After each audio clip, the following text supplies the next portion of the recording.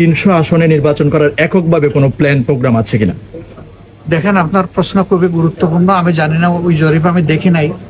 যদি ওই জরিপে এরকম এসেই থাকে, সেটা আমাদের কোনো কৃতিত্ব না, এটা আল্লাহ রাব্বুল আলামিনের কৃতিত্ব। সমস্ত কৃতিত্ব আমি আল্লাহকেই দিচ্ছি।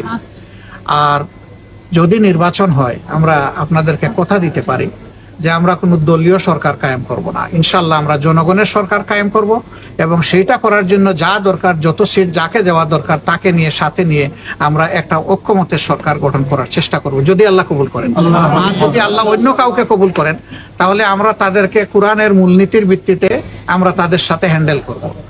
তাআওয়ানু আলাল বিররি ওয়াত তাকওয়া ওয়ালা তাআওয়ানু আলাল ইসমি ওয়াল উদওয়ান। আল্লাহকে ভয় করা এবং ভালো কাজে তোমরা পরস্পরকে সহযোগিতা করো, অন্যায়ের কাজে সহযোগী হইও না। যদি তখনকার সরকার অন্য কেউ হয়, তারা যদি ভালো কাজ করে, তারা আমাদের পূর্ণ সমর্থন এবং সহযোগিতা পাবে। কিন্তু অন্যায় করলে সবার আগে আমরাই প্রতিবাদ করবো। আসলে এ পর্যন্ত যতজন শহীদের পরিচয় পাওয়া গেছে, আলহামদুলিল্লাহ আমাদের লোকেরা সব পরিবারে পৌঁছে গেছে। এবং আমাদের একটু আর্থিক সহযোগিতা, আমি সহযোগিতাও বলতে আমার লজ্জা হচ্ছে, অংশগ্রহণ, তাদের কষ্টে অংশগ্রহণ, আমরা এটাও আলহামদুলিল্লাহ পৌঁছে দিচ্ছি, এবং এটা প্রাথমিক। এরপরে আরো অনেক কিছু করার আমাদের আশা আছে, যদি আল্লাহ আমাদেরকে কবুল করেন। দোয়া করবেন।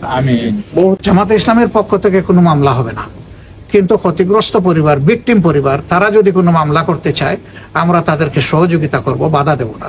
কারণ আমি আগেই বলেছি যে ন্যায় বিচার পাওয়ার অধিকার সকল নাগরিকের আছে।